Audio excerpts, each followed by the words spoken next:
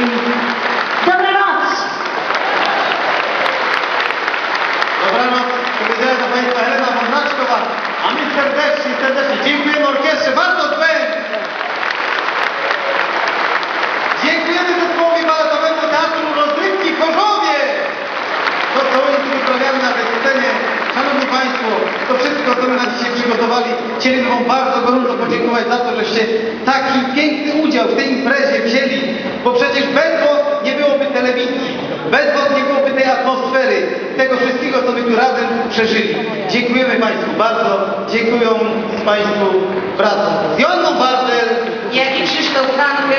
Życzymy Państwu dużo zdrowia, przemiłych wakacji, a na dzisiaj cudne, pachnące, mają